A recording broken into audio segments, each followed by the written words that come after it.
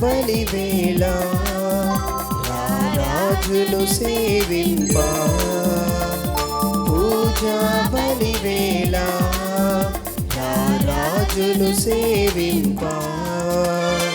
రండి రండి రండి రండి ప్రణుతించరండి వడిగా. రండి రండి రండి రండి ప్రణుతించరండి వడిగా. పూజా బలివేళ రాజులు సేవింప, పూజా బలివేళ రాజులు సేవింప.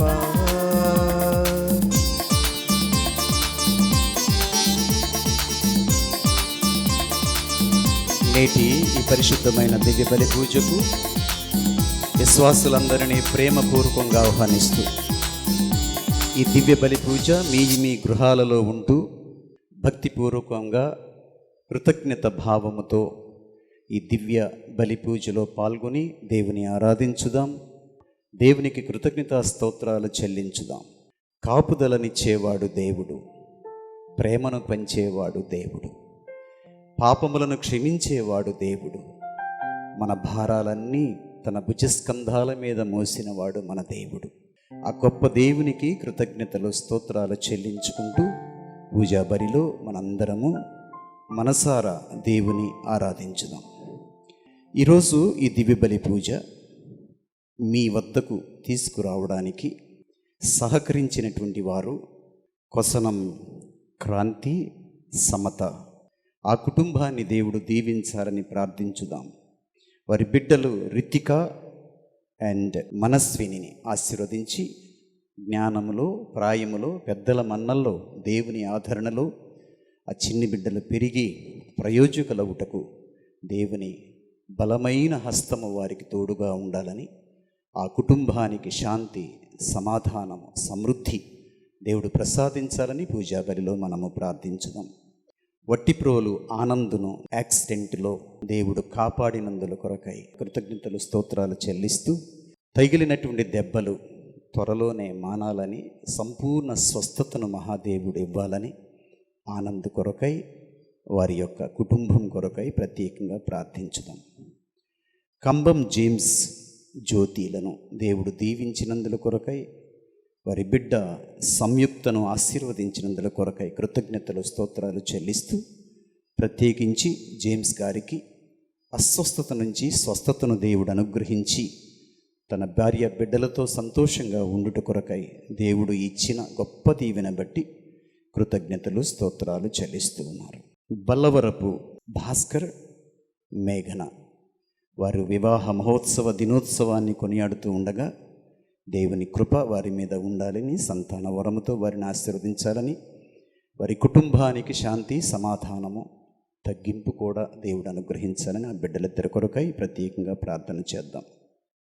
బత్తుల దాసు, కన్యాకుమారి వారి బిడ్డలు నిఖిల్ అండ్ నిఖిత్ను దేవుడు దీవించాలని, వారికి మంచి చదువులను అనుగ్రహించాలని, క్షేమాభివృద్ధిని ఆ కుటుంబానికి దేవుడు ప్రసాదించాలని పూజా బలిలో ప్రార్థిస్తూ, గత మాసమంతా వారిని, వారి కుటుంబాన్ని కాచి కాపాడిన దేవునికి వందనాలు తెలియజేసుకుంటూ, జూలై మాసంలో దేవుని కాపుదల ఇంకా ఎక్కువగా కుటుంబానికి ఉండాలని ప్రార్థిస్తున్నాం. దేవునికి వందనాలు తెలియజేసుకుంటున్నాం. జూన్ మాసం ముగించింది, జూలై మాసంలో ప్రవేశించి దీని 4వ రోజు. దేవుడు తన కృప మన మీద కృమ్మరిస్తూ ఈ మొదటి వారంలోనే జరిగిన మాసానికి కృతజ్ఞతలు చెప్పుకుంటూ ప్రభుత్వం వారు మనకు తెలియపరుస్తున్నారు, రానున్న నెల మరీ భయంకరంగా కరోనా వ్యాధి విస్తరిల్లుతుందని. ఈ భయానక స్థితిలో మనం ఉన్నాం కనుక దేవుని కాపుదల కొరకై ప్రత్యేకంగా ప్రార్థన చేద్దాం.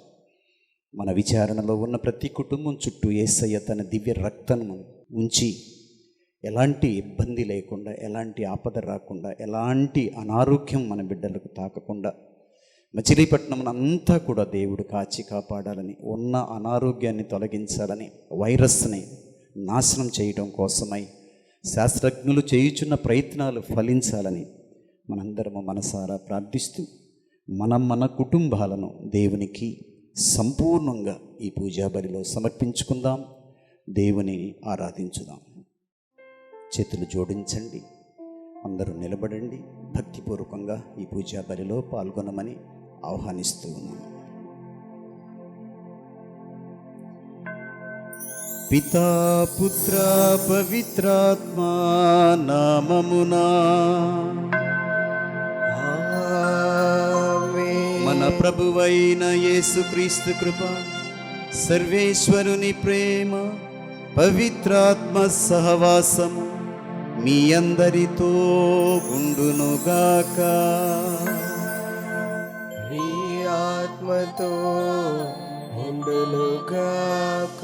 పరమ పవిత్రములు, పరమ పూజ్యములు, పరమ రహస్యములు ఈ పరిశుద్ధమైన దివ్య బలి పూజను మనందరము యోగ్యముగా కొనియాడుట కొరకై నిర్మల హృదయులు మాత్రమే దేవుని దర్శిస్తారని దేవుడు నేర్పించిన సత్యం. మన హృదయాలను ప్రక్షాళన చేసుకుందాం. కోపతాపాలతో, కక్ష కావేశాలతో, ఇంకా అనేకమైనటువంటి పాపాలలో ఒకవేళ మనం పడి ఉంటే క్షమించమని, మన పొరపాట్లను సరిదిద్దమని దేవునికి సమర్పించుకుంటూ క్షమాపణ వేడుకుందాం. సర్వశక్తిగల సర్వేశ్వరుని చెంతను, సహోదరి సహోదరులారా, మీ చెంతను నా పాపములను ఒప్పుకొనుచున్నాను. ఏలైనా తలంపు చేతను, వాక్కు చేతను, క్రియల చేతను, అశ్రద్ధ చేతను బహుపాపములు చేసి తిని, ఇది నా తప్పు, ఇది నా తప్పు, ఇది నా గొప్ప తప్పు. అందుచేత నిత్య కన్యక అయిన పరిశుద్ధ మరియ మాతను, సకల దూతలను, పునీతులను, సహోదరి సహోదరులారా, మిమ్మును నా కొరకు మన ప్రభువైన సర్వేశ్వరుని ప్రార్థించవలనని ప్రతిమాలుకొంచున్నాను. సర్వశక్తిగల సర్వేశ్వరుడు మనకు దయచూపి మన పాపములను మన్నించి మనలను నిత్య జీవమునకు చేర్చుదురుగాక.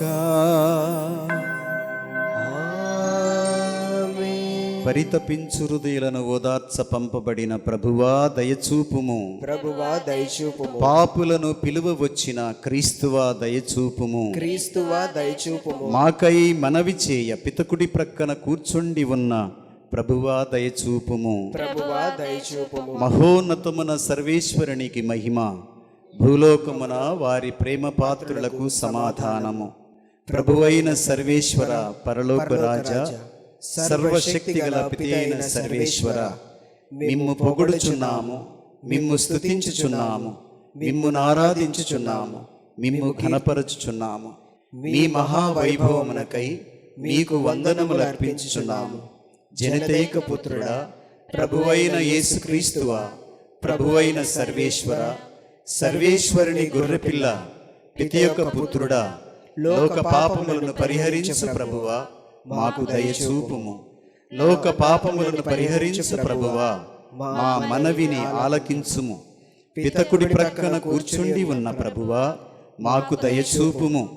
ఏలైనా నీవు మాత్రమే పవిత్రుడవు, నీవు మాత్రమే ప్రభుడవు, నీవు మాత్రమే మహోన్నతుడవు.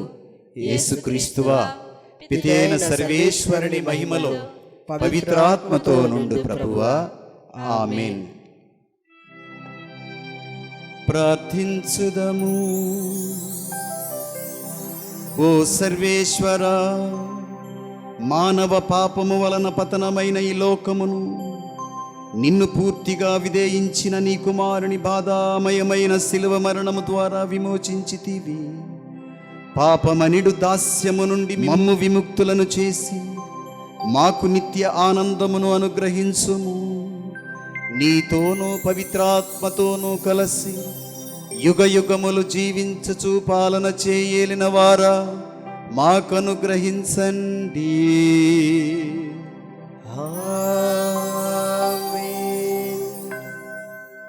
అందరం భక్తిగా కూర్చుని దేవుని యొక్క వాక్యమును శ్రద్ధగా ఆలకించుదాం. సామాన్య కాలము 14వ ఆదివారము. మొదటి పట్టణము.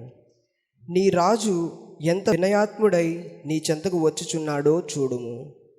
జకర్యా గ్రంథము 9వ అధ్యాయము 9 మరియు 10 వచనములు.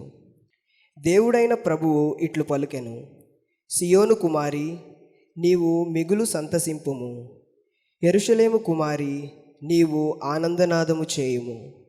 అదిగో, నీ రాజు నీ చెంతకు వచ్చుచున్నాడు. ఆయన విజయుడు, జయశీలుడై విజయము చేయును. కానీ వినయాత్ముడై గాడిద పిల్లపై ఎక్కివచ్చును. ప్రభు ఇట్లనుచున్నాడు, నేను ఇజ్రాయేలు నుండి రథములను, యెరూషలేము నుండి యుద్ధాశ్వములను తొలగింతును. ధనస్సులు నాశనమగును. మీ రాజు జాతుల నడుమ శాంతిని నెలకొల్పును. ఆయన రాజ్యము సముద్రము నుండి సముద్రము వరకు, యూఫ్రటీస్ నది నుండి నేల అంచుల వరకు వ్యాపించును. ఇది ప్రభుని వాక్కు. రెండవ పట్టణము. ఆత్మచే పాపక్రియలను మీరు నశింపజేసినచో మీరు జీవింతురు. పునీత పౌలు గారు రోమా పౌలకు రాసిన లేఖ 8వ అధ్యాయము 9వ వచనము మరియు 11వ వచనము నుంచి 13వ వచనం వరకు.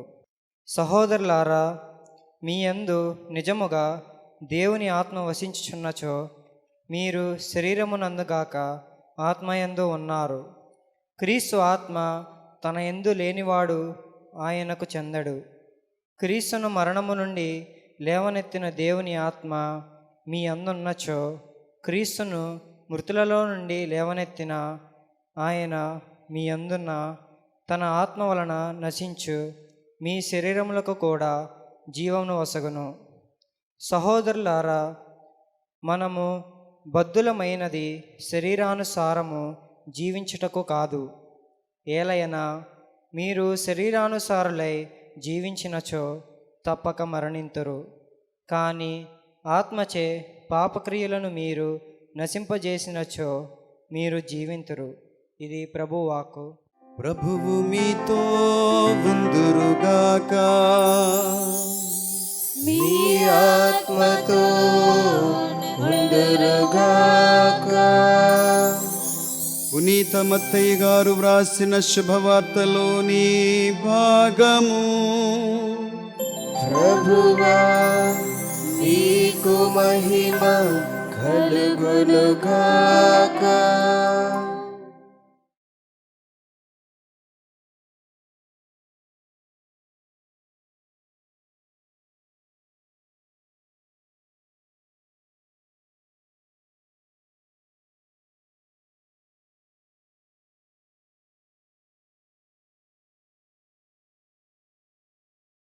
భక్తుడైన మత్తయి గారు వ్రాసిన శుభవార్తలో అధ్యాయము 11 పవిత్ర వచనాలు 25 నుంచి 30వ వచనం వరకు.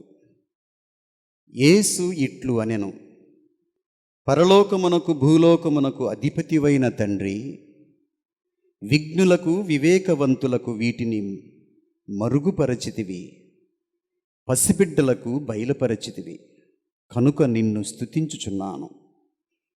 అవును తండ్రి, ఇది నీ అభీష్టము. నా తండ్రి నాకు సమస్తమును అప్పగించి ఉన్నాడు. తండ్రి తప్ప మరెవ్వరూ కుమారుని ఎరుగరు, కుమారుడు తప్ప మరెవ్వరూ తండ్రిని ఎరుగరు. మరియు కుమారుడు ఎవరికి ఎరింగించ ఇష్టపడునో వారు మాత్రమే తండ్రిని ఎరుగుదురు. భారముచే అలసి సొలసియున్న సమస్త జనులారా, నా యొద్దకు రండు, మీకు విశ్రాంతి నొసగెదను. నా కాడిని మీరు ఎత్తుకొనుడు. సాధుశీలుడుననియు వినమ్ర హృదయుడుననియు మీరు నా నుండి నేర్చుకొనుడు. అప్పుడు మీరు మీ ఆత్మలందు విశ్రాంతి పొందుదురు. ఏలైనా నా కాడి సులువైనది, నా బరువు తేలికైనది. ఇది క్రీస్తు సువిశేషము. క్రీస్తువా, మీకు స్తుతి కలుగునుగాక. Praise the Lord, praise the Lord, praise the Lord, praise the Lord, praise the Lord, praise the Lord. Hallelujah, hallelujah, hallelujah, hallelujah, hallelujah, hallelujah. Praise the Lord, praise the Lord. యేసుక్రీస్తునందు మిక్కిలి ప్రియులైన దేవుని బిడ్డలారా, నా ప్రియ సహోదరులారా, యేసయ్య అత్యంత ప్రశస్త నామంలో మీ అందరికీ శుభములు తెలియపరుస్తున్నాను. గత వారమంతా దేవుడు మనలను కాచి కాపాడి ఉన్నాడు. మరల ఈ వారం మన గృహాలలో ఉండి ఈ పరిశుద్ధమైన దివ్య బలి పూజలో పాల్గొని దేవుని స్తుతించి ఆరాధించి కృతజ్ఞత భావంతో ఆయన్ని కొనియాడే భాగ్యాన్ని మహాదేవుడు ప్రసాదించాడు. దానిని బట్టి ఇంటిల్లపాది మన విచారణలో ఉన్నవారు ఈ టీవీ మాధ్యమం ద్వారా దేవుని వాక్యాన్ని వింటూ ఈ పరిశుద్ధ గడియలలో గడుపుతున్న ప్రతి వారందరము కలిసి దేవుని స్తుతించుదాం, దేవుని ఆరాధించుదాం, ఆయనకి కృతజ్ఞతలు చెల్లించుకుందాం. ప్రస్తుతం విశ్వ కథోలిక తిరుసభ తన విశ్వాసులందరినీ కూడా సామాన్య కాలము అనే కాలములో మనల్ని నడిపిస్తుంది. ఈ కాలంలో ప్రతి ఆదివారం, ఆ మాటకొస్తే రోజు దేవుని వాక్యాన్ని చదివినప్పుడల్లా, ఆ వాక్యాన్ని ధ్యానించినప్పుడల్లా తండ్రి అయిన దేవుడు ఎన్నో లోతైన విషయాలు మనతో మాట్లాడుతూ ఉన్నారు. రోజు రోజు ప్రతి దినము ప్రతి క్షణము చేయి పట్టి తండ్రిలా మనల్ని నడిపిస్తూ ఉన్నాడు. తన రెక్కల చాటున మనల్ని దాచుకొని ఏ ఇబ్బంది లేకుండా, ఏ ఆపద రాకుండా, ఏ ఆపద వచ్చినా మనల్ని విడవకుండా అన్ని సమయాల్లో తన అనంతమైన ప్రేమను మన మీద ప్రకటిస్తున్నందుల కొరకై మహాదేవునికి కృతజ్ఞతలు, స్తోత్రాలు చెల్లించుదాం. ఒక వ్యక్తి తన కుటుంబంతో కలిసి వెళ్ళి ఒక మంచి కారు కొనుక్కున్నాడు. ఆ కారుని డ్రైవ్ చేయడానికి రాదు. కానీ అక్కడ అమ్మినటువంటి వారు తాళం చెవి ఇచ్చి, ఈ తాళాన్ని ఇక్కడ పెట్టి తిప్పితే ప్రారంభం అవుతుంది, కాళ్ళు బ్రేకు దగ్గర, యాక్సలేటర్ దగ్గర అక్కడ ఉండాలి, గేరు మార్చుకోవాలి అని చెప్పారు. ఒస్ ఇంతేనా అని అనుకున్నాడు. కారు ఇంటికి తీసుకుని వచ్చాడు. ఆ తీసుకుని వచ్చినటువంటి వ్యక్తి వెళ్ళిపోయాడు.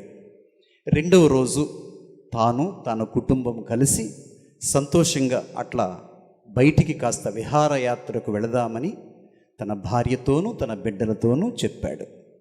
ఇద్దరు బిడ్డలు వెనకాల కూర్చున్నారు, భార్యను ప్రక్కన కూర్చుండబెట్టుకున్నాడు. ఆయన డ్రైవింగ్ సీట్ ఎక్కాడు. క్రొత్త కారు, సంతోషంగా ఉంది, ఆనందంగా ఉంది. కారు తాళం పెట్టి స్టార్ట్ చేశాడు.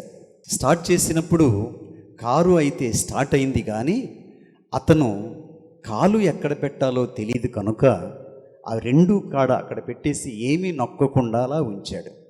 అందువల్ల కారు ఏమవుతుంది మీ అందరికీ తెలుసు, స్టార్ట్ అవుతుంది కానీ ఇంజన్ నిలవదు. స్టార్ట్ అవగానే కారు దూకుతుంది. ఇది జరగగానే వెనకాల ఉన్న పిల్లలు భయపడ్డారు. ముందున్న భార్య వణికిపోయింది. ఏంటండి రాకుండా డ్రైవింగ్ చేస్తున్నారు అంది. అతను ముఖం కొంచెం చిన్నపోయింది.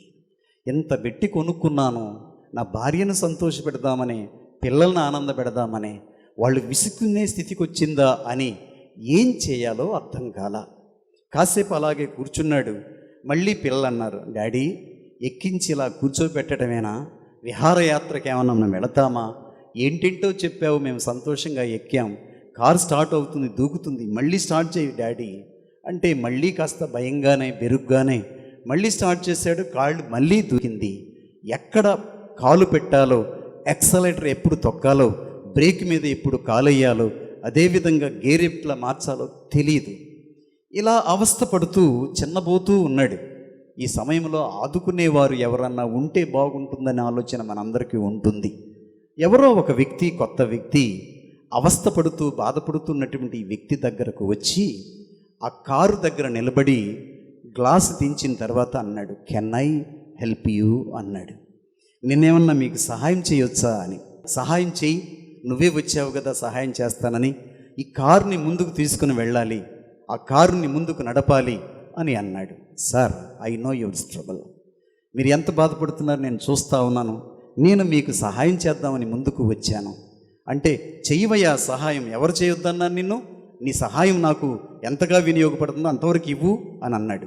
సార్, నేను మీకు సహాయం చేయాలంటే నేను ఇక్కడ కూర్చోవాలి సార్, ఆ డ్రైవింగ్ సీట్లో నేను కూర్చుంటే కాళ్ళు, ఆ బ్రేక్ అయితేనేమి, ఎక్సలేటర్ అయితేనేమి నేను పట్టుకోవాలి, స్టీరింగ్ నేను పట్టుకోవాలి సార్ అన్నాడు. అతడు కోపంగా చూసి, నువ్వేదో హెల్ప్ చేస్తావని అనుకున్నాను, కానీ స్టీరింగ్ మొత్తం నువ్వే తీసుకుంటావా, అన్నీ కూడా నువ్వే తీసుకుంటావా, నో నో అలా కుదరదు, నువ్వేదన్నా సహాయం చేయాలంటే వెనకాల కూర్చో, పిల్లలతో పాటు నువ్వు సహాయం చేయి అన్నాడు. Sir, how can I help you, అలా అయితే నేను చేయలేను కదా sir, please give me your seat అన్నాడు. యేసుక్రీస్తునందు మిక్కిలి ప్రియులైన దేవుని బిడ్డారా, చాలాసార్లు మన జీవితంలో ఎన్నో భారాలతో ఎన్నో కష్టాలతో మనం స్ట్రగుల్ అవుతూనే ఉన్నాం. పాప భారంతో నలిగిపోతూనే ఉన్నాం. నీకు తోడై ఉన్నాను, నీకు సహాయంగా ఉన్నానని యేసుక్రీస్తు వచ్చి give me one chance, I will help you అని అంటూ ఉంటే మనము దేవుని తిరస్కరించి, దేవుని లెక్క చేయకుండా, దేవుని ప్రేమను గుర్తించకుండా, ఆయన ఇచ్చేటువంటి సహాయాన్ని తిరస్కరించి మళ్ళీ దేవుని వైపు చూసి you are not able to help అని చెప్పినటువంటి సమయాలు మన జీవితంలో చాలా ఉన్నాయి. దేవుడు నిజంగా మనకు సహాయం చేయాలంటే, దేవుని సహాయం నీకు దొరకాలంటే దేవుడు మనల్ని కోరుకునేది ఏంటో తెలుసా? మొట్టమొదట surrender your self and commit your self and completely give to God. నువ్వు ఎప్పుడైతే నీ భారాన్ని, నీ సమస్యను, నీ జీవితాన్ని దేవునికి సంపూర్ణంగా సమర్పిస్తావో, ప్రభువా నేనంటూ ఏమీ లేదు కానీ నువ్వున్నావు నాకు చాలు అని మనం చెప్పి ప్రభువుకి సమర్పణ చేసుకున్న రోజున he will take control of us. మనల్ని మాత్రమే కాదు, మన జీవితాన్నంతా కూడా సార్థకం చేయడానికి ఆ మహాదేవుడు ఎప్పుడూ సిద్ధంగానే ఉన్నాడు. ఈరోజు మనం విన్నటువంటి సువిశేష వాక్యములో చెప్పినటువంటి అమృతమైనటువంటి మాటలు, ఎన్నో చోట్ల ఈ మాటలు వింటూ ఉన్నాం. ఈ మాటలు విన్నప్పుడు మనకు సంతోషంగా కూడా ఉంటుంది. ఏ గోడలు చూసినా, ఏ గుడి ముందు చూసినా ఈ మాటను వింటున్నాం. ఆ వాక్యాన్ని మళ్ళొక్కసారి మనం జ్ఞాపకం చేసుకుందాం. మత్తయి గారు వ్రాసిన శుభవార్త 11వ అధ్యాయంలో 28వ వచనాన్ని, భారము చేత అలసి సొలసి ఉన్న సమస్త జనులారా నా యొద్దకు రండు, నేను మీకు విశ్రాంతినిస్తాను. ఎంత సంతోషకరమైన మాటలు! యేసుక్రీస్తునందు మిక్కిలి ప్రియులైన దేవుని బిడ్డలారా, మనకు బాధలు ఇచ్చే వాళ్ళు ఉంటారు, మనల్ని కష్టపెట్టే వాళ్ళు ఉంటారు, మనల్ని నిందించే వాళ్ళు ఉంటారు. మనం బాధపడుతుంటే సంతోషిస్తా, నవ్వుకుంటా మన గురించి పరిపరి విధాలుగా చెప్పుకునే వాళ్ళు ఉంటారు. కానీ భారాన్ని మీదేసుకుంటాను, నీ కష్టంలో నేను ఉంటాను, నీ ఇబ్బందికి నేను తోడుగా ఉన్నాను, భయపడవలదు అని చెప్పేవాళ్ళు అస్సలు ఈ లోకంలో చాలా తక్కువ కనిపిస్తారు. ఒకవేళ ఎవరైనా కనిపించారు అంటే వాళ్ళ యొక్క సామర్థ్యం ఎంతో మనకు తెలుసు. వాళ్ళు మనతో అక్కడ దాకా రమ్మంటే వస్తారేమో, నిలబడమంటే నిలబడతారేమో, కానీ సమస్యను మాత్రం వాళ్ళు మీద వేసుకోలేరు. సమస్య పరిష్కారం అనేది కూడా వాళ్ళు చేయలేరు. ఇది మనం చూస్తున్నటువంటి పరిస్థితి. కానీ యేసుక్రీస్తు సర్వశక్తిమంతుడు, సర్వసమర్థుడు, సర్వమును ఆధారం, సర్వానికి ఆధారభూతుడైన వాడు, రాజులకు రాజు, ప్రభువులకు రాజు, శాంతికరుడైన మహాదేవుడు, ఈ సర్వమును పాలించేవాడు అంటున్నాడు, నేను మీకున్నాను, భారము మీకుందా రండి అని ప్రభు పిలుస్తూ ఉన్నాడు. ఈ మాటలు మనందరికీ సంతోషాన్ని కలిగిస్తాయి. దురదృష్టం ఏంటంటే మనము భారము చేత అలసి సొలసి ఉన్న సమస్త జనులారా నా వద్దకు రండు, మీకు విశ్రాంతినిస్తాను, అంతవరకే మనం వింటున్నాం. ఆ విశ్రాంతి రావాలంటే ఏం చేయాలి? ఆ విశ్రాంతి దేవుడు నీకు ఇవ్వాలంటే నీ పాత్ర ఏంటి? నువ్వు చేయవలసిందేంటో ఆ భాగాన్ని మాత్రం చాలామంది మర్చిపోతున్నారు, విస్మరిస్తూ ఉన్నారు. దాన్ని ఒక్కసారి మనం ఇప్పుడు చదువుకుంటే ఎలా మనము శాంతి పొందగలం, ఎలా మనము నెమ్మది పొందగలం, ఎలా ధైర్యంగా మన జీవితాన్ని కొనసాగించగలం. ఇక్కట్టులున్నాయి, బాధలున్నాయి, నష్టాలున్నాయి, ఇబ్బందులున్నాయి, ఎన్నెన్నో సమస్యలు మనం ఎదురు చూస్తూనే ఉన్నాం. ఏ వ్యక్తి అయినా ఈ వాక్యాన్ని వినేవాళ్ళు నాకంతా క్షేమమేనండి, నాకు బాధలు లేవండి అని చెప్పగలిగిన వాళ్ళు ఎవ్వరూ లేరని మాత్రం చెప్పగలం. అంత మాత్రమే కాదు, నాకు శాంతి సమాధానాలు కూడా లేవండి, అసలు సంతోషం అంటే ఏంటో తెలియదండి అని చెప్పేవాళ్ళు కూడా ఎవరు ఉండరు అని మాత్రం చెప్పగలం. కానీ రెండింటినీ సమకూర్చుకొని ఏదీ శాశ్వతం కాదు, ఈ సంతోషము కూడా ఎక్కువ కాలం లేదు, దుఃఖం కూడా ఎక్కువ కాలం లేదు అనేది మాత్రం మన జీవితంలో అనుభవిస్తున్నటువంటి ఒక మహోన్నతమైన అనుభవం. ఈ అనుభవాన్ని ఎలా మనం పొందుకోగలం? యేసుక్రీస్తు సమాధానాన్ని ఎలా ఇస్తానంటున్నాడు? ఆ వాక్యాన్ని మనం చదువుకున్నాం. నా కాడిని మీరు ఎత్తుకొనండి, నేను సాధుశీలుడను, వినమ్ర హృదయుడునని మీరు నా నుండి నేర్చుకొనండి. అప్పుడు ఇది ఈ కండిషన్ మనం గుర్తుపెట్టుకోవాలి. అప్పుడు మీరు మీ ఆత్మలందు విశ్రాంతి పొందు. ఈ విశ్రాంతి, ఈ సమాధానం, ఈ నెమ్మది ఎప్పుడంటే యేసుక్రీస్తు మహాదేవుని దగ్గర నుంచి నేర్చుకోవాల్సింది వినమ్రత, సాధుశీలత. క్రైస్తవ జీవితానికి ఈ రెండు చాలా ప్రాముఖ్యమైనవి. ఏ భారమైనా ఏ కష్టమైనా మనం భరించగలిగిన శక్తిని దేవుడు అనుగ్రహిస్తూ ఉన్నాడు. నీకు అసాధ్యమైనది ఏది లేదు దేవా అని సంపూర్ణంగా ఆయన సమర్పణ చేసుకొని ఆయన దగ్గర నుంచి నేర్చుకునే వాళ్ళం కావాలి, ఆయన దగ్గర నుంచి మనం పొందుకునే వాళ్ళం కావాలి. అది నీకు రావాలంటే సాధుశీలుడుననియు వినమ్ర హృదయుడునని మీరు నేర్చుకోవాలి. క్రైస్తవ జీవితంలో ఈ 2 గుణాలు అతి ప్రాముఖ్యమైనవిగా ప్రభువు మనకు నేర్పిస్తున్నాడు. యేసుక్రీస్తునందు మిక్కిలి ప్రియులైన దేవుని బిడ్డలారా, వాక్యాన్ని వింటున్నటువంటి విశ్వాసులారా, మన జీవితంలో అనుభవించే 3 భారాలు చాలా స్పష్టంగా కనిపిస్తాయి. ఒకటి సంతోషము, అది కూడా భారమే. రెండవది దుఃఖము, ఇది కూడా భారమే. సంతోషం వస్తే పట్టలేని వాళ్ళు ఉన్నారు. ఒకవేళ నిన్ను దేవుడు మహా గొప్పగా దీవించాడు, ఆ దీవించినటువంటి దీవెన నిన్ను దేనికి నడిపిస్తుందంటే, ఆ సంతోషం దేనికి నడిపిస్తుందంటే, ఇక దేవుడు కాదు నేను అనేటువంటి పరిస్థితికి దిగజారిపోయే స్థితి ఉంది. ఈ సంతోషంలో మనము ఇచ్చినటువంటి అధికారాన్ని ఏమంటారు, కోతికి కొబ్బరికాయ ఇస్తే ఏం చేస్తుందో తెలియదు.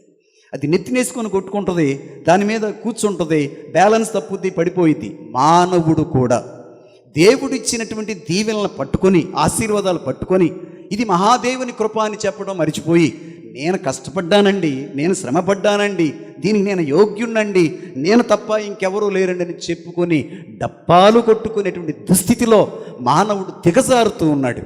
అందుకనే ఫిలిప్పీలకు రాసిన పత్రికలో 4వ అధ్యాయంలో 4వ వచనములో మహర్షి పౌలు ద్వారా దేవుడు క్రైస్తవులైన వారికి, విశ్వాసులైన వారికి, లోకంలో ఉన్న ప్రతి వారికి హెచ్చరిస్తూ చెప్తున్నటువంటి మాట మనం ఆలకించాలి. దేవుడు మనకు కోరేది ఏంటంటే, తన బిడ్డలమైన మనం ఎప్పుడూ సంతోషంగా ఉండాలి, ఎప్పుడూ ఆనందంగా ఉండాలి. ఈ సంతోషం, ఈ ఆనందము శాశ్వతమైనదై ఉండాలి. ఇప్పుడు వచ్చి మళ్ళీ పోవటం కాదు. మనం ఒకవేళ పిక్నిక్ వెళ్తే కొంత సంతోషం వస్తుందేమో, టీవీలు చూస్తే కొంచెం సంతోషం వస్తుందేమో, ఎవరైనా మన శత్రువు బాధపడుతుంటే చూసి అబ్బా బాగుంది, దెబ్బ తగిలిద్దిరా, కావాలనుకున్నాను అని ఒకవేళ మనం సంతోషిస్తామేమో, లేకపోతే అల్పమైన స్వల్పమైన సంతోషాలను బట్టి మనం ఎగిరిగిరి పడుతూ ఉంటామేమో. కానీ దేవుడు ఇవ్వాలనుకునేది అల్పమైన స్వల్పమైన సంతోషాలు కాదు, కానీ శాశ్వతమైన, పరిపూర్ణమైన, నిండైన సంతోషాన్ని ఇవ్వాలనుకుంటున్నాడు. అందుకని ఆ వాక్యములో ఏమంటున్నాడంటే, ప్రభువునందు మీరు ఆనందించండి. మరలా నేను చెప్పుతున్నాను నా బిడ్డలారా, మీ సంతోషము, మీ ఆనందము లోక వస్తువుల మీద కాదు, లోకములో ఉన్న మనుషులను బట్టి కాదు, లోకములో దొరికినటువంటి పరిస్థితిని బట్టి కాదు. ఈరోజు ఒకవేళ నువ్వు మోటార్ సైకిల్ కొనుక్కుంటావేమో, రేపు ఒకవేళ కారు కొనుక్కుంటావేమో. మోటార్ సైకిల్ కొనుక్కున్నాను కదా సంతృప్తి పొందేవాళ్ళు ఎంతమంది ఉన్నారో నాకు చెప్పండి. కారు కొనుక్కున్నాను కదా, మంచి కారు, నాకు పర్వాలేదు అని సంతృప్తి పడి, సంతోషపడి దేవునికి కృతజ్ఞతలు చెప్పేవాళ్ళు ఎంతమంది ఉన్నారు? 1 నెల 2 వారాలు, ఈ 2 నెలలు ఈ యొక్క కారును వాడిన తర్వాత ఇంకెవరో పెద్ద కారు మీద వెళ్తూ ఉంటే నీ చూపు అటు మళ్ళీపోతుంది. ఇదేనా, దీనికంటే పెద్దది ఎప్పుడు కొంటాను?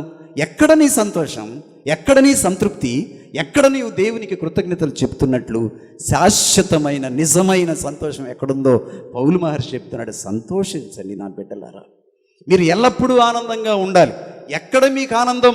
ప్రభువునందు మీరు సంతోషించండి అని చెప్తున్నాడు. ఈ సంతోషం, ఆనందం దేవుడు ఇస్తాడు. అది దేవుని సన్నిధిలోనే నిజమైన ఆనందం ఉన్నదని భక్తుడైన దావీదు చెప్పుకున్నాడు. కీర్తన గ్రంథంలో 16వ కీర్తనలో మనము ఆఖరి మాట మనం చదివితే, దేవా నీ సన్నిధిలోనే నాకు నిజమైన ఆనందము ఉన్నది. అద్భుతమైనటువంటి మాట దేవుని యందు ప్రియులారా, నీ సన్నిధిలోనే నాకు నిజమైన ఆనందం ఉన్నది. ఈ కీర్తన దావీదు ఎలా, ఏ సమయంలో రాశాడంటే, ఏదో గొర్రెలు కాసేటప్పుడు, ఏదో ఆపద వచ్చినప్పుడు, ఏదో కష్టం వచ్చినప్పుడు కాదు.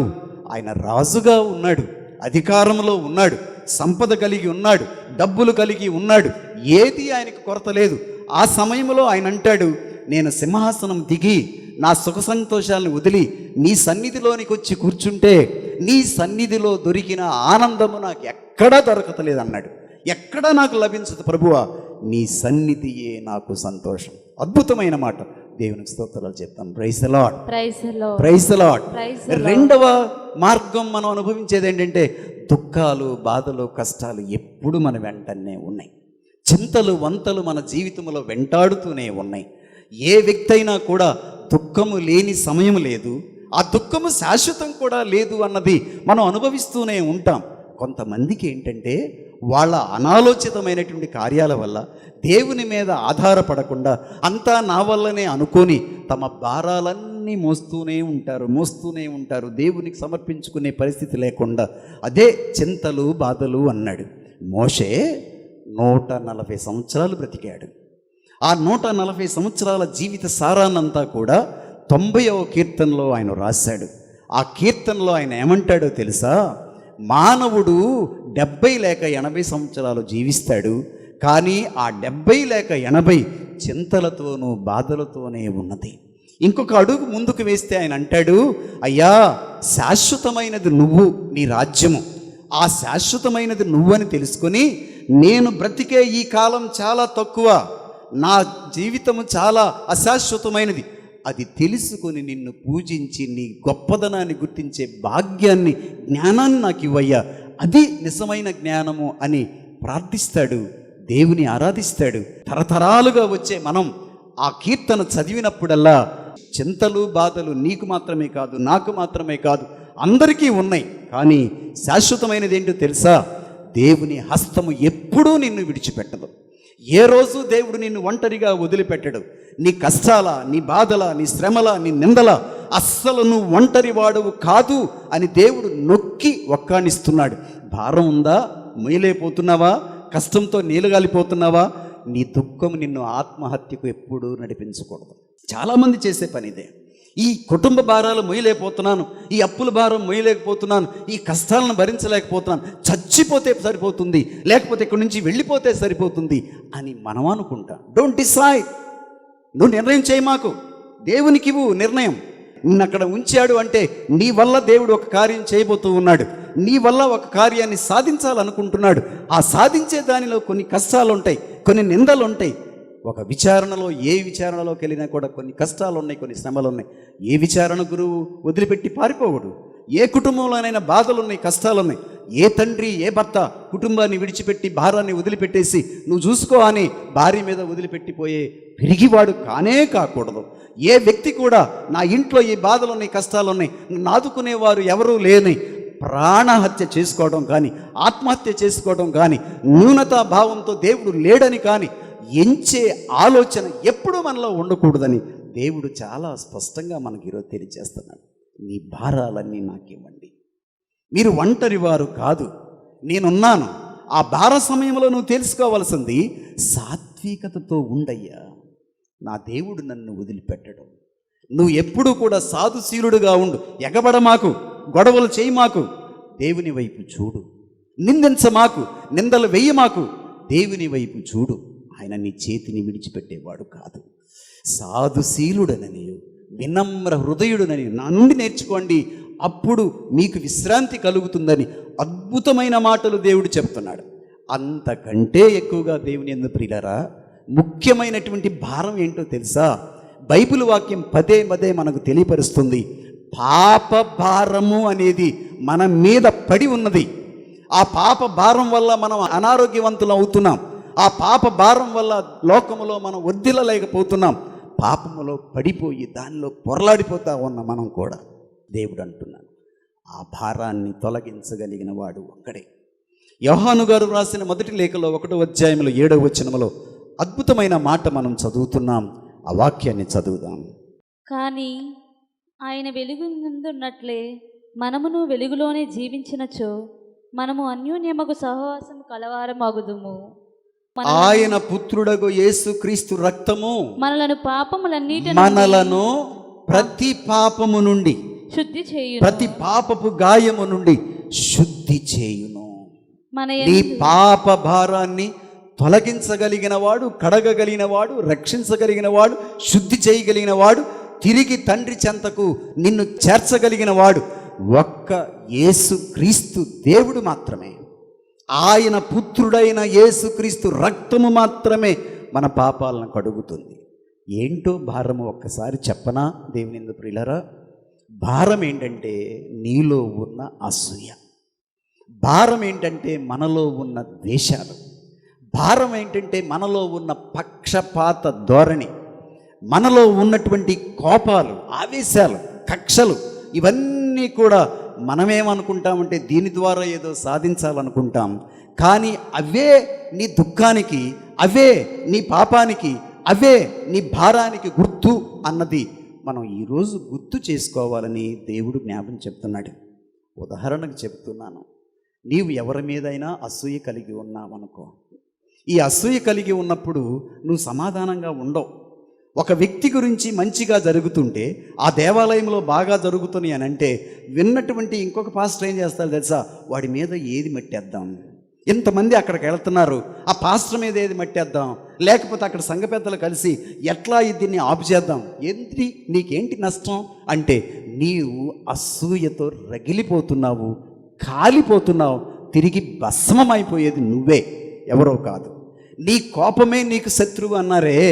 నీ కోపం వల్ల, నీ అసూయ వల్ల, నీ ద్వేషం వల్ల నువ్వు జబ్బు పడిపోతా ఉన్నావు. బైబిల్ వాక్యం ఏమని చెప్తుంది తెలుసా? నీ అసూయ నీ రోగాలలో, నీ ఎముకల్లో పుట్టే రోగము అన్నాడు. అసూయ కలిగిన వాడు ఆరోగ్యంగా ఉండడు. వాడు నిలబడను లేడు, కూర్చొని లేడు, చచ్చుబడిపోతూ ఉంటాడు. పాపము నీ వెంట వస్తున్నప్పుడు ఎలా నవ్వగలం? నువ్వు చాలా సంతోషంగా ఉన్నటువంటి సమయంలో నువ్వంటే పడనవాడో, నువ్వు అంటే మెచ్చనివాడో ఎవడో ఒకడు కనబడితే ఇక్కడేదో వచ్చేసింది, బరువు వచ్చేసింది, గుండె పట్టేసుకున్నా, ఎందుకురా కనపడ్డాడు ఇప్పుడు, ఈడెందుకురా ఇప్పుడు వచ్చాడు, రాకుండా ఉంటే బాగుండేదని నువ్వు చాలా అనుకుంటావు. ఎందుకు? నీ సంతోషానికి ఆయన ఏమన్నా నీకేమైనా అడ్డు వేశాడా? నిన్నేమైనా అన్నాడా? This is what we are bearing. ఇది మనం మోసేటువంటి భారం. వాస్తవానికి మనం ఏమనుకుంటామంటే, చాలామంది చెప్పే మాటలు కూడా, దేవుడు నీ అప్పులు తీరుస్తాడు, దేవుడు నీ రోగాలు తీస్తాడు, దేవుడు నీ బిడ్డలను దీవిస్తాడు, దేవుడు నీ యొక్క ఏదో ఉన్నటువంటి ఏ రోగం అన్నా, ఏ చిన్న కష్టాలన్నీ కూడా తీసేస్తాడు. ఎస్, దట్స్ ట్రూ, నేను కాదు అన్నాం. దానికంటే ఎక్కువగా ఆధ్యాత్మిక భారం, ఈ పాప భారాన్ని తీయడానికి ప్రభు వచ్చాడు. దాన్ని పక్కన పెట్టేసుకొని భారాలన్నీ నీ మీద వేసేసుకొని, ఆ బరువంతా నీ మీద వేసుకొని, పాపాలను ఒప్పుకోకుండా, ఏమాత్రం అసూయలు, ద్వేషాలు, కక్షలు, కార్పణ్యాలు వదిలిపెట్టకుండా, ఈ వివక్షత అనేటువంటి దాన్ని వదిలిపెట్టకుండా, ప్రభువా నాకు అదివు, నాకు ఇదివు, నాకు ఇదివు, ఇహలోకమైన విషయాల గురించే తాపత్రయపడుతున్నా. దేవుడు వాటిని ఇవ్వాలని తాపత్రయపడతాడు. కానీ ముందు స్టార్ట్స్ విత్ స్పిరిచువాలిటీ. నీ అంతరంగికమైన స్వస్థత దేవుడు ఇవ్వాలనుకుంటాడు. నీవు ఆరోగ్యంగా ఆత్మీయ జీవితంలో గెలవాలి, పెరగాలి, జయం కలిగి ఉండాలని దేవుడు అనుకుంటాడు. నీ సంతోషాన్ని ఎవ్వడూ మాయం చేయకూడదండి. Nobody should destroy our happiness, inner happiness అంటారు. బయట ఉన్నటువంటి మాటలు ఏమన్నా బాధపడితేయేమో కానీ, బట్ నువ్వు స్పిరిచువల్గా దేవునిలో నిలబడితే, దేవునిలో అంటగట్టబడితే, దేవుని మీద నువ్వు ఆధారపడితే, nobody can make you unhappy. ఎవరు నిన్ను సంతోషాన్ని తీసివేయలేరు అనే భారాన్ని, ఆ భావాన్ని మనం ఈరోజు ఖచ్చితంగా గుర్తించాలని దేవుడు మనకు తెలియపరుస్తున్నాడు. ప్రవక్త ఇర్మియా ద్వారా దేవుడు ఒక మాట చెప్పి, నేను నీ పాపములను క్షమించువాడను, వాటిని జ్ఞప్తి యందు ఉంచుకొని వాడను కాను. అద్భుతమైన మాట దేవుని యందు ప్రియులారా. యేసుక్రీస్తు నుంచి నేర్చుకోవాల్సింది ఏంటి? ఆయన శిలువ మీద ఉన్నప్పుడు, రక్షణ కార్యం జరిపిస్తున్నప్పుడు, కలువరి శిలువలో వేలాడుతున్నప్పుడు ఎందరూ నిందించారు, ఎంతమంది ఆయన దైవత్వాన్ని శంకించారు, ఎంతమంది అపహాస్యం చేశారు. వీళ్ళందరి కొరకు కాదా ప్రభు శిలువ మీద మరణిస్తుంది? వారి ఆత్మలను రక్షించాలని కాదా ప్రభు ఆ శిలువలో మోస్తుంది, ప్రాణాన్ని పోస్తుంది? అలాంటి వాళ్ళు నవ్వుతూ ఉంటే, వికిలితనంగా ఉంటే, హేళాకోళం చేస్తూ ఉంటే, ఆయన ఒక్క మాట ఒకవేళ అని ఉంటే, దేవా వీళ్ళని నాశనం చేయను, ఆయన వీళ్ళు దరిద్రులై, మూర్ఖులై, నేను చేసే మంచి పనిని కూడా వాళ్ళు అపహాస్యం చేస్తున్నారు, దేవా వీళ్ళకి నేర్పించాలి, let them, you destroy them ఆయన అనలేదుగా. ఆయన అంటే ఏమయ్యేది? ఆ రోజుల్లోనే అయిపోయేది. ఎందుకంటే ఆయన మాటలో శక్తి ఉంది, ఆయన మాటలో బలం ఉన్నది. కానీ ఏమన్నాడు? తండ్రి మీరేం చేస్తున్నారో వీళ్ళకి తెలవదు కనుక వీళ్ళని క్షమించు. క్షమాభిక్ష లోకానికి పెట్టినవాడు, క్షమలోనే ఆనందం ఉన్నది. క్షమించగలిగిన వాడే భారము లేకుండా దింపుకొని వాడు అవుతాడు. నువ్వు క్షమించనంత కాలం, కోపాలు పెట్టుకున్నంత కాలం, దేశాలు పెట్టుకున్నంత కాలం, యు ఆర్ బర్డన్డ్. భారం నీ మీద ఉంది, బరువు నీ మీద ఉంది, మొయ్యలేని స్థితిలో నువ్వు ఉంటావు. దాన్ని వదిలిపెట్టండి నా బిడ్డ. లెర్న్ ఫ్రమ్ మీ. నన్ను కొట్టలేదా వాళ్ళు, నా మీద ఉయ్యలేదా వాళ్ళు, నా మీద అపహాసం చేయలేదా వాళ్ళు? నా శిష్యుడిగా నువ్వు నడవాలంటే ఇవన్నీ నీకు వస్తాయిగా, ఈ బాధలన్నీ నీకు వస్తాయిగా, ఈ నిందలన్నీ నీకు వస్తాయిగా. ఆ నిందల సమయంలో నేనున్నాను అనే సత్యాన్ని నువ్వు మర్చిపోయి, ఆ కోపాలు, ద్వేషాలు, కక్షలు, కార్పణ్యాలని నీ గుండెల్లో పెట్టుకొని ఎప్పుడు అవకాశం దొరుకుద్దా అని చూడటం కాదు. That is not the Christianity. నాకు అవకాశం దొరికినప్పుడు పగ తీర్చేసుకుంటాను అన్నది క్రైస్తవత్వం కాదు, క్రీస్తు తత్వం కాదు, క్రీస్తు మనస్తత్వం కాదు. భారము చేత అలసి సొలసి ఉన్న సమస్త జనులారా నా యొద్దకు రండి. I will teach you how to forget. I will teach you how to forgive. ఎలా క్షమించాలో నన్ను చూడండి నా బిడ్డలారా. నన్ను అనుసరించే వాళ్ళందరూ తప్పకుండా ఇది అనుసరించాలని దేవుడు అద్భుతమైన మాటలు ఈరోజు మనకు తెలియపరుస్తూ ఉన్నాడు. దేవుని ఎందుకు పిల్లలు దీన్ని ముగించేటప్పుడు ఈ వాక్యాలు లోతుగా అర్థం చేసుకోవడానికి ఇంకా మొదటి పట్టణంలో మనం చదివినటువంటి మాటల్లో జకర్యా గ్రంథంలో ఉన్న మాటలు 2 మాటలు చెప్పి ముగించాలని ఆశపడుతున్నాను. జకర్యా అనేవాడు క్రీస్తు పూర్వం 520 ఆ ప్రాంతంలో జీవించినటువంటి వాడు, దేవుని చేత పంపించబడిన వాడు. 520 BC బిఫోర్ క్రైస్ట్ బబులోనియా ప్రాంతం నుంచి ఆ ప్రాంతంలో నెబుకద్నెజర్ అనేటువంటి రాజు వచ్చి యెరూషలేము మీద యుద్ధం చేసి యెరూషలేము దేవాలయాన్ని నాశనం చేశాడు. యెరూషలేము రాజును బందీగా తీసుకున్నాడు. ఆయన వీరందరినీ బబిలోనియాకి తీసుకొని వెళ్ళాడు. దీన్నే బబిలోనియా ప్రవాసము అని అంటారు. అక్కడ ఇజ్రాయేలీలైన వారు, యూదులైన వారు, బందీలుగా తీసుకుని వెళ్ళబడిన వారు, బానిసత్వంలో ఉన్నవారు సుమారు 50 సంవత్సరాల పాటు బబిలోనియాలో దాసత్వం చేశారు. బందీలుగా ఉన్నారు. వాళ్ళు బానిసత్వం చేశారు. కన్నీరు పెట్టి ఏడ్చారు. కరుణించండి నా దేవా అని ఏడ్చారు.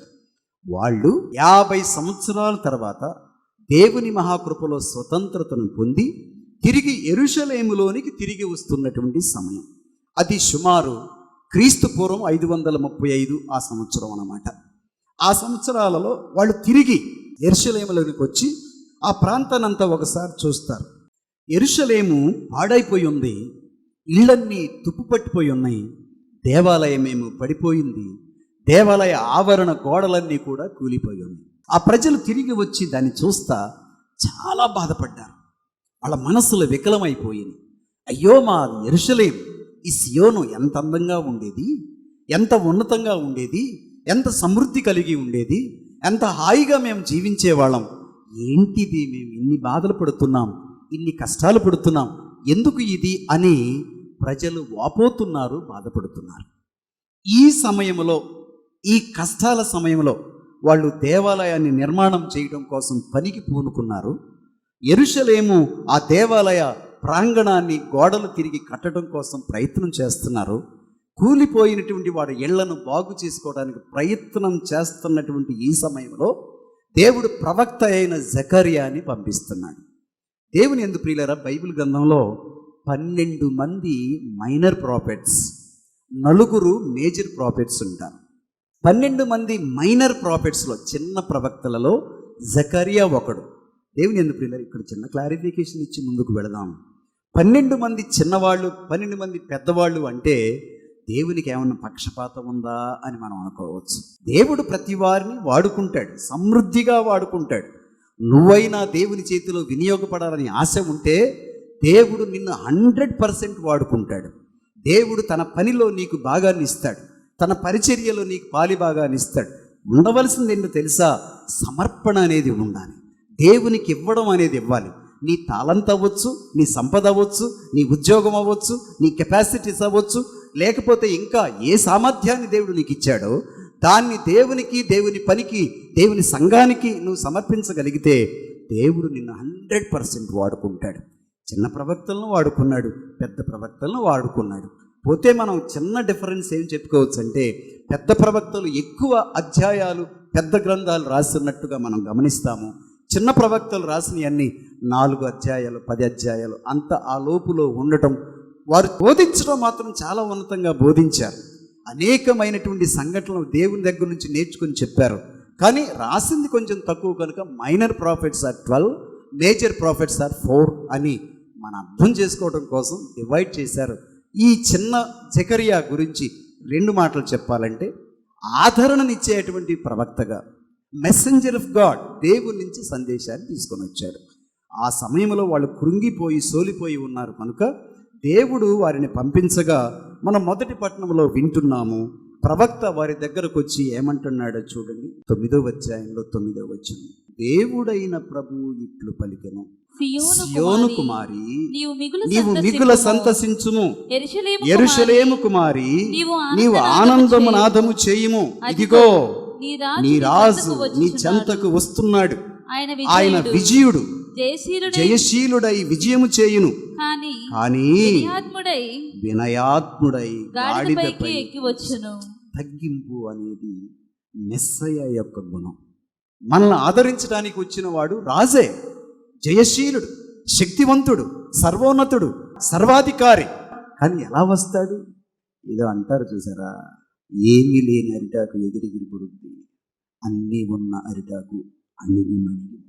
మనం ఏదో సాధించామని మనం ఎగిరెగిరి పడి 4 విషయాలు చెప్పుకోవాలి, ప్రకటించుకోవాలి, వాళ్ళని అందరూ పొగడాలి. కానీ యేసుక్రీస్తు ఒక మార్గాన్ని సూచిస్తున్నాడు.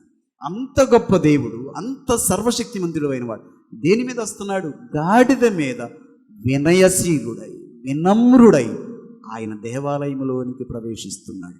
ఎంత అద్భుతమైన విషయం మనం నేర్చుకోవాలి. ఈ ప్రవేశించింది ఎవరు? యేసుక్రీస్తు సువిశేష వాక్యంలో చెప్పలేదా? వినయాత్ముడనని, వినయశీలుడునని, వినమ్ర హృదయుడునని నా నుండి మీరు నేర్చుకోవాలి. క్రైస్తవులకు గొప్ప మార్గం చూపిస్తున్నాడు దేవుడు, ఒక ఆదర్శాన్ని చూపిస్తా ఉన్నాడు. సంఘ పరిచర్యలో ఈ వినయం, ఈ తగ్గింపు అనేది ఉంటేనే దేవుడు మనల్ని బలంగా వాడుకుంటాడు. వచ్చిన ఆయన మెస్సయ్య ఏం పంచుతాడు? Will he divide the community? కులం పేరట, మతం పేరట, ఇంకా దేని పేరట, ఉన్నవాళ్ళు లేని వాళ్ళు, చదువుకున్న వాళ్ళు చదువుకోలేని వాళ్ళు, అందగాళ్ళు అందం లేని వాళ్ళు, పట్టణంలో వాళ్ళు పల్లెటూరు వాళ్ళు, ఇలాగ ఎన్ని డివిజన్స్? ఎలాంటి డివిజన్ ఆయన ఇస్తాడా అంటే ఆయన సమగ్ర స్థితికి నడిపించేవాడు. సమున్నతమైనటువంటి ఉన్నతమైన భావాలు దేవుడు మనకిస్తాడు. ఆ వాక్యం ఏమని చెప్తుందో చూడండి.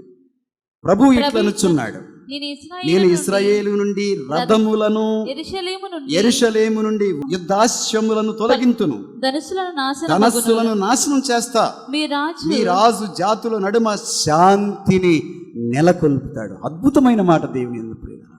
ఆ శాంతి, సమాధానం క్రైస్తవ సంఘాలలో ఉండాలి, క్రైస్తవ కుటుంబాలలో ఉండాలి. క్రైస్తవులకు దేవుడిచ్చే గొప్ప దీవెన ఏంటంటే శాంతికరుడై, సమాధానకర్తై, పరమవైద్యుడై, పరమోన్నతుడై నీతో ఉంటాడు, నీలోనికి నడిచొస్తాడు, నీతో ఉండాలనుకుంటాడు. ఈ మాటలు చెప్పేటప్పుడు జకర్యా ఒక మాట చెప్తాడు, చాలా సంతోషం. మీరందరూ కలిసి దేవాలయాన్ని కడుతున్నారు, రాళ్ళు పెట్టి దేవాలయాన్ని కడుతున్నారు. కానీ దేవునికి ఏది ఇష్టమో తెలుసా? మీ హృదయమును దేవాలయంగా మార్చుకోవడం. మెస్సయ్య వచ్చి ఆ దేవాలయంలో ఉంటాడని, తిరిగి వచ్చి ఆ యెరూషలేములో తన నివాసాన్ని ఏర్పాటు చేసుకొని ఆరాధనలు తీసుకుంటాడని మీరు నమ్ముతున్నారు. It is true, it should happen. కానీ దానికంటే దేవునికి ఇష్టమైందో తెలుసా? నీవు నూతన వ్యక్తిగా మారాలి. నీ హృదయం దేవునికి ఆలయం కావాలి, దేవుడు ఆరాధించబడాలి. నీ వల్ల, నీ ప్రవర్తన వల్ల, నీ మాట వల్ల ఏ దేవుడైతే నీలో ఉన్నాడో ఆ దేవునికి మహిమ రావాలి. నీ ప్రవర్తన చూసి క్రైస్తవుడండి, క్రీస్తు బిడ్డండి, క్రీస్తుని నమ్ముకున్నవాడండి, నిజాయితీపరుడండి, వినయము కలిగిన వాడండి, తగ్గింపు కలిగిన వాడండి, ఇతడండి క్రీస్తుకు శిష్యుడు అని చెప్తే నిన్ను చూసిన వారు నిన్ను కాదు, నీలో ఉన్న దేవుని ఆరాధిస్తారు. నిన్ను కాదు, దేవునికి మహిమ వస్తుంది. ఆ మహిమ రావడం, తీసుకురావడం మన బాధ్యతగా దేవుడు అప్పగించి ఉన్నాడు. కనుక ఈరోజు వాక్యాన్ని చాలా విషయాలు మనం చెప్పుకోవచ్చు. కానీ ఈరోజు మనం ఆలకించవలసిన మాట, భారము చేత అలసి సొలసి ఉన్న సమస్త జనులారా నా యొద్దకు రండు, నీకు విశ్రాంతినిస్తాను.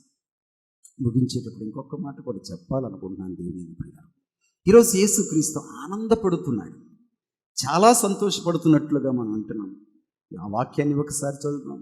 పునీత మత్తయ్య గారు రాసిన శుభవార్తలో 11వ అధ్యాయంలో 25వ వచనంలో యేసు ఇట్లు అనెను, పరలోకమునకు భూలోకమునకు అధిపతి అయిన తండ్రి విఘ్నులకు వివేకవంతులకు వీటిని మరుగుపరచి పసిబిడ్డలకు నువ్వు బయలుపరుస్తున్నావయ్యా. ఎంత గొప్ప దేవుడండి ఆయన! భారముతో ఉన్నటువంటి ప్రజలకు తోడుగా ఉండేవాడు, విరిగి నలిగిన హృదయాలకు దగ్గరగా ఉండేవాడు. కష్టాలలో, నష్టాలలో నువ్వు కించపరచబడుతున్నావా, అవమానించబడుతున్నావా, బాధల్లో ఉన్నావా, నలిగిపోతున్నావా, remember that God is with you. దేవుడు నిన్ను విడిచిపెట్టలేదు, దేవుడు నీతోనే ఉన్నాడు, నిన్ను కనిపెట్టుకుంటున్నాడు అనేది గుర్తుపెట్టుకోవాలి.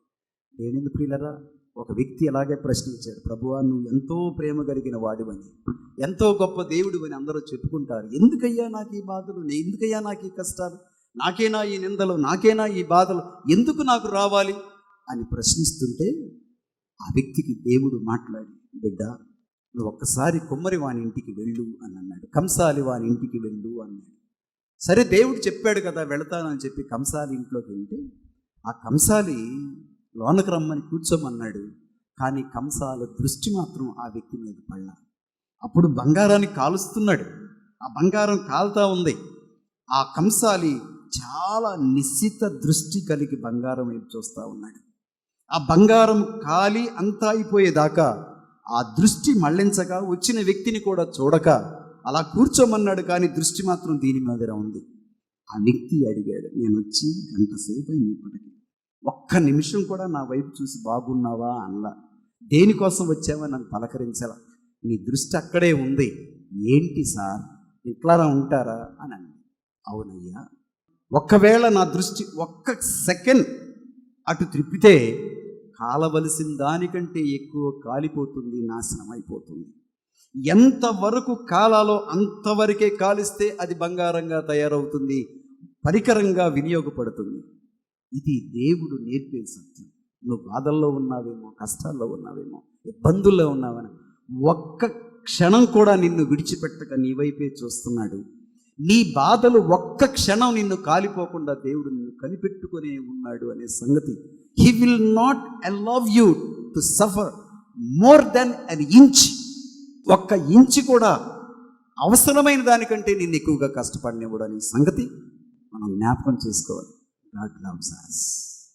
దేవుడు మనకు తోడై ఉన్నాడు, ఆదరించేవాడు, ఎప్పుడు మనల్ని కనిపెట్టుకునేవాడు, కునుకక నిదురించగా నిన్ను కాపాడువాడు నీ యెహోవా. భారము చేత అలసి ఉన్న సమస్త జనులారా నా యొద్దకు రండి, మీకు విశ్రాంతినిస్తాను. వినమ్ర హృదయుడునని సాధుశీలుడునని నా నుండి నేర్చుకోండి, అప్పుడు మీ ఇంట్లో, మీ గృహంలో, మీ హృదయంలో సమాధానాన్ని పొందుతావు, శాంతిని అనుభవిస్తాం. ఆ మహాదేవుని కృప కాపుదల మన మీదను, మన గృహాల మీదను, ప్రతి వ్యక్తి మీదను నిండుగా మెండుగా ప్రసరించాలని, ఆ దేవుని వెలుగులో మనందరం జీవించాలని దేవునికి సమర్పించుకుందాం. పరిశుద్ధాత్మ దేవుడు మనల్ని దీవించుదురుగాక. ఆమేన్. కూర్చొని అర్పణలో పాల్గొందాం.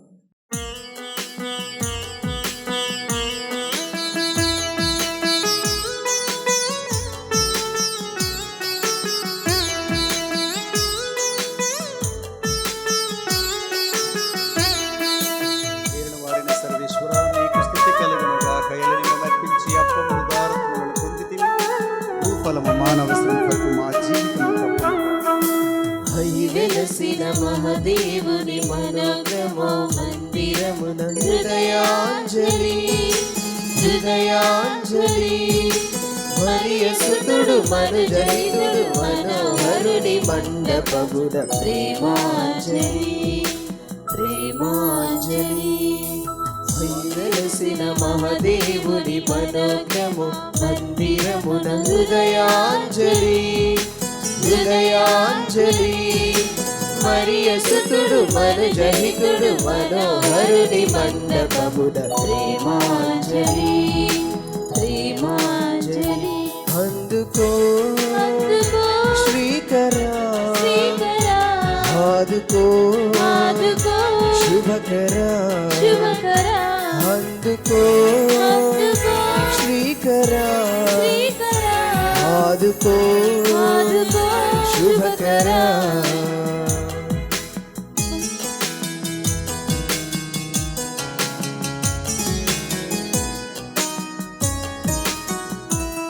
సహోదరి సహోదరులారా, నేనును మీరును సమర్పించు ఈ బలి సర్వశక్తి గల పితి అయిన సర్వేశ్వరునికి ప్రీతికరమగునట్టులా ప్రార్థించండి.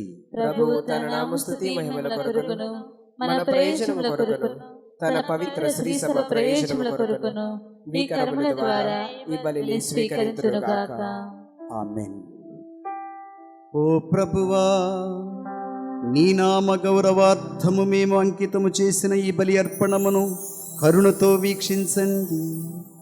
ఈ బలి ద్వారా మమ్ము పవిత్రమునర్చి మాకు నిత్య జీవములో భాగమును దయచేయుము. మా ప్రభువైన యేసు స్వామి ద్వారా ఈ మనవి చేయుచున్నాము.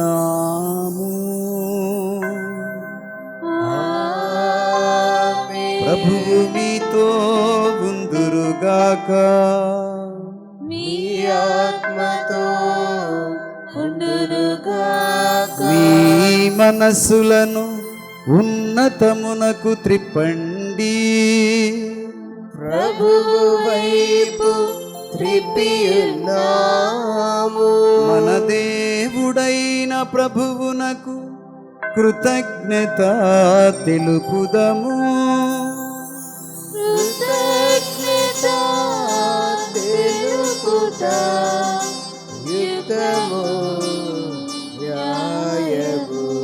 ప్రభువైన దేవా, పావన పిత, సర్వశక్తిగల నిత్య సర్వేశ్వర, ఎల్లప్పుడూ ఎచ్చోటను మేము మీకు కృతజ్ఞత స్తోత్రములు మా ప్రభువైన యేసు స్వామి ద్వారా చెల్లించుట యుక్తము, న్యాయము, ధర్మము, రక్షణదాయకము. క్రీస్తు మరణమును మేము భక్తితో కొనియాడుచున్నాము. ఉత్సాహపూరితమైన విశ్వాసముతో అతని పునరుద్ధానమును ప్రకటించుచున్నాము. అతని మహిమాయుత రాకడకై దృఢనమ్మకముతో వేచి కాచుకొని ఉన్నాము. కావున సకల దూతలతోనూ పునీతులతోనూ కలిసి మేము నిరంతరము నిన్ను స్తుతించుట ఎట్లనగా, దళాధిపతి అయిన సర్వేశ్వరుడు పవిత్రుడు పవిత్రుడు పవిత్రుడు, పరలోకమును భూలోకమును మీ మహిమతో నిండి ఉన్నవి. మహోన్నతమున హోసానా. ప్రభువు నామమున వేంచేవారు ధన్యులు. మహోన్నతమున హోసానా. ఓ ప్రభువా, నీవు నిక్కముగా పవిత్రుడవు, సర్వ పవిత్రతకు ఊటయు నీవే. కనుక నీ పవిత్రాత్మ ద్వారా ఈ కానుకలను పరిశుద్ధపరచ నిన్ను బ్రతిమాలు కొనుచున్నాము. ఈ విధమైన విమానాథుడు మీ కుమారుడు అయిన యేసుక్రీస్తు స్వామి శరీరము రక్తము అగునుగాక. ప్రభువు శిలువ శ్రమలకు తనను తాను ఇష్టపూర్తిగా అప్పగించుకొనినప్పుడు అప్పమునందుకొని కృతజ్ఞత వందనములు చెప్పి స్తుతించి త్రుంచి శిష్యులకిచ్చుచూ ఇట్లనిరి, మీరందరూ దీనిని తీసుకొని భుజింపుము. ఏలయనా ఇది మీ కొరకు అప్పగింపబడనున్న నా శరీరము.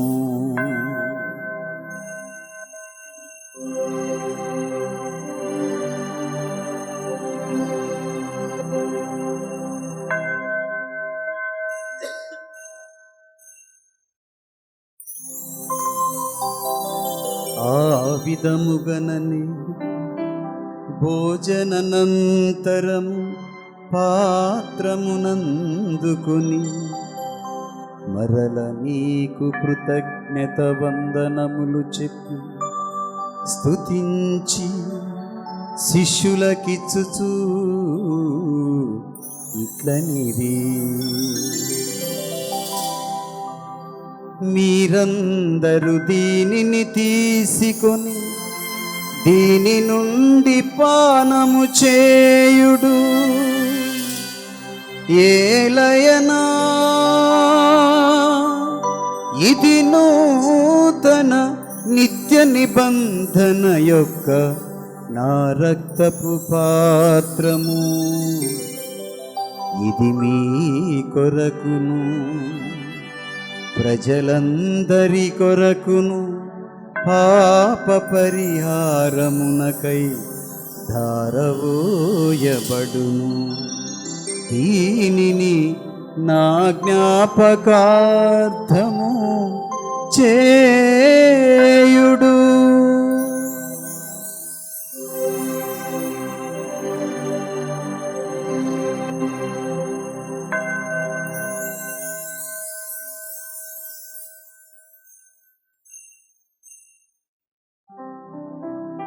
ఇది విశ్వాస రహస్యము.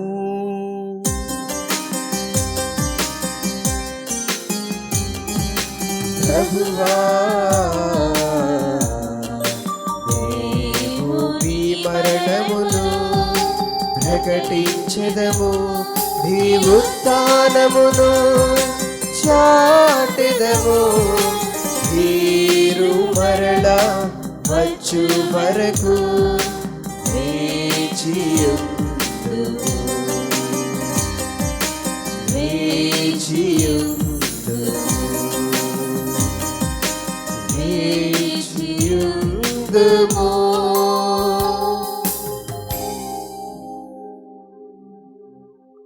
కనుక తండ్రి, క్రీస్తు మరణమును ఉత్థానమును స్మరించుచు జీవమునొసగు ఈ అప్పమును రక్షణ పాత్రమును మీకు సమర్పించుచున్నాము. నీ సముఖమున నిలచి నీకు పరిచర్య చేయుటకు మమ్ము పాత్రులునుగా చేసినందులకు స్వామి నీకు వందనములు. క్రీస్తు శరీర రక్తములందు పాలివారమగు మమ్ము పవిత్రాత్మ ద్వారా ఐక్యపరచమని నిన్ను బ్రతిమాలు కొనుచున్నాము. పరిశుద్ధాత్మ ద్వారా మమ్మందరినీ ఐక్యపరచ ప్రార్థించుచున్నాము. ఓ ప్రభువా, ప్రపంచమంతటా వ్యాపించిన నీ సత్య తిరుసభను జ్ఞాపకం చేసుకున్నాము. మా ఫ్రాన్సిస్ జగద్గురువును, జోసఫ్ రాజారావు పీఠాధిపతిని, గురువులందరితో పాటు మమ్మును నేడు ఈ పూజా బలిని సమర్పించుచున్న నీ బిడ్డలందరినీ విశ్వాసమునందును ప్రేమయందును దృఢపరచండి. ఉత్థానమగ్ధమైన నమ్మికతో చనిపోయిన మా సహోదరీ సహోదరులను, నీ కనికరమునందు చనిపోయిన వారిని అందరినీ స్మరించండి. వారిని మీ దివ్య ప్రకాశములోనికి చేర్చుకొనండి. మా అందరిపై దయచూపి దేవుని కన్నతల్లియగు మరియమాతతోనూ, సాకుడు తండ్రి యోసేపు గారితోనూ, సకల అపోస్తులతోనూ, ఆది నుండి మీకు సేవ చేసిన పుణ్యాత్ములందరితోనూ మాకు నిత్య జీవములో భాగము దయచేయము. అప్పుడు వారితో కలిసి మేము మీ కుమారుడగు యేసుక్రీస్తు ద్వారా మిమ్ము స్తుతించి మహిమపరచుదము. క్రీస్తు ద్వారా, క్రీస్తుతో, క్రీస్తునందు సర్వశక్తిగల పితయైన సర్వేశ్వరా, పవిత్రాత్మతో ఏకమయ్యుండు నీకు యుగ యుగములు గౌరవ మహిమలు కలుగునుగాక. గౌరవ మహిమలు కలుగునుగాక.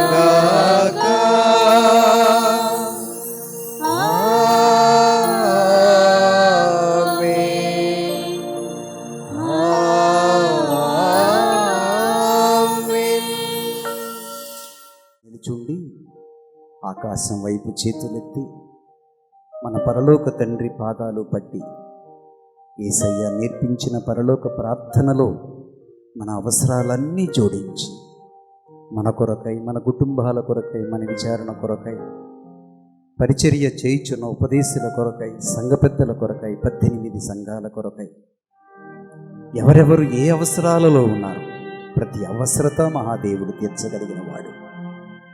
మన విచారణలో కావలసిన గొప్ప దీవెనలన్నీ దేవుడు కురిపించి తన కృపతో నింపి నడిపించాలని యువకులను, యువతులను, ఉపదేశకులను, ముఖ్యంగా మర్యాదళము వారిని, విన్సెంట్ ది పౌల్ సొసైటీ వారిని దీవించి తన పరిచర్యలో వాడుకోమని సంపూర్ణ సమర్పణతో అందరం కలిసి పరలోకమందున్న మా తండ్రి, మీ నామము పూజింపబడుగాక, మీ రాజ్యము వచ్చునుగాక, మీ చిత్తము పరలోకమందు నెరవేరినట్లు భూలోకమందు నెరవేరునుగాక. నానాటికి కావలసిన మా ఆహారమును మాకు నేటికి ఇవ్వుము. మా యొద్ద అప్పుపడిన వారిని మేము మన్నించున్నట్లు మా అప్పులను మీరు మన్నించుము. మమ్ము శోధన యందు ప్రవేశింపనివ్వక కీడుల నుండి మమ్ము రక్షింపుము. ప్రభువా, అన్ని కీడుల నుండి మమ్ము రక్షించుము. మా ఈ రోజులలో మాకు శాంతిని ప్రసాదించుము. నీ దయానుగ్రహం వలన మేము పాపము నుండి విముక్తులమై ఎట్టి కలతలకు, బాధలకు, శోధనలకు, రోగములకు గురికాకుడునట్లు చేయుము. మేము మోక్షానందమును మా రక్షకుడైన యేసుక్రీస్తు ఆగమమును నిరీక్షించుచుందుము. ఏలైనా నిరంతరము మీదే రాజ్యము, మీదే అధికారము, మీదే మహిమ.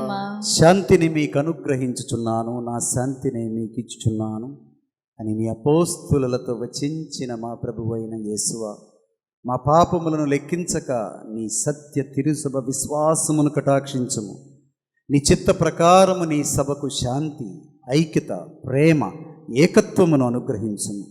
యుగ యుగములు జీవించుచు పరిపాలించు ప్రభువా, ఆమేన్. ప్రభుని శాంతి ఎల్లప్పుడూ మీ అందరితో ఉండునుగాక.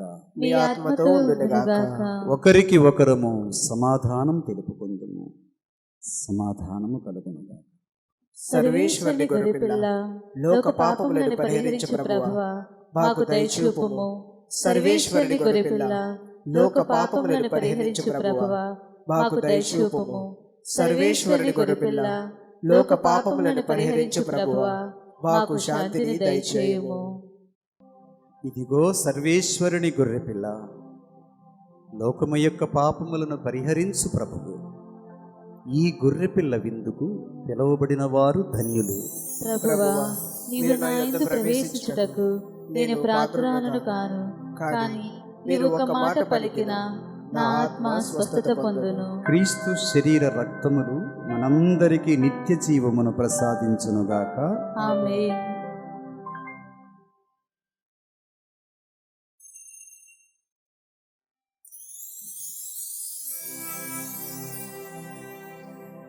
ప్రార్థించుదము. ఓ ప్రభువా, నీ మహాప్రసాదితములైన గొప్ప వరములతో నింపబడిన మేము దీనతతో నిన్ను ప్రార్థించుచున్నాము. నీ కరుణను బట్టి నీ నుండి రక్షణ బహుమతిని మేము పొందుదుముగాక. నీకు కృతజ్ఞులమై నిరవధికముగా నిన్ను స్తుతింతుముగాక.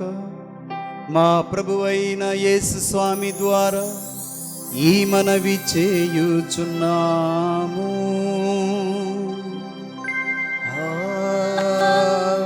ప్రభువు మీతో ఉందురుగాక. మీ ఆత్మతో ఉండురుగాక. సర్వశక్తుడును దయాపరుడును అయిన పితా, పుత్ర, పవిత్రాత్మ దేవుడు మిమ్మందరినీ దీవించి సదాకాలము కాచి కాపాడుదురుగాక. పూజ సమాప్తమైనది. వెళ్ళి యేసుక్రీస్తు ప్రేమలో, ఆయన సేవలో జీవించండి. సర్వేశ్వరునికి వందనములు. చిన్న గమనిక. యేసుక్రీస్తునందు మిక్కిలి ప్రియులైన దేవుని బిడ్డలారా, జూలై 31 వరకు మరలా లాక్డౌన్ మనకు ఉన్నది అనే సంగతి మన ప్రధాని మోడీ గారు చెప్పి ఉన్నారు. దేవాలయాలు మళ్ళీ తెరవబడవు, తెరవకూడదు అని కూడా వారు మనకు తెలియజేయడమైనది. దీనిని బట్టి మళ్ళా ఈ మాసమంతా కూడా మరలా ఇలాగే మనం టీవీ మాధ్యమం ద్వారా మాత్రమే కలిసి దేవుని ఆరాధన చేయడానికి అవకాశం ఉన్నదని మీకు తెలియపరుస్తూ ఉన్నాను. ఎవరైనా ఈ దివ్య బలి పూజ మీ కుటుంబం ద్వారా, మీ ద్వారా 10 మందికి చేరవేయాలన్న ఆశ కలిగి ఉన్నవారు వచ్చి విచారణ గురువులతో మాట్లాడండి. దేవుడు మిమ్ములను, మీ కుటుంబాలను ఆయురారోగ్య ఐశ్వర్యాలతో కాచి కాపాడుదురుగాక. Amen. Praise the lord. Praise Praise the Lord.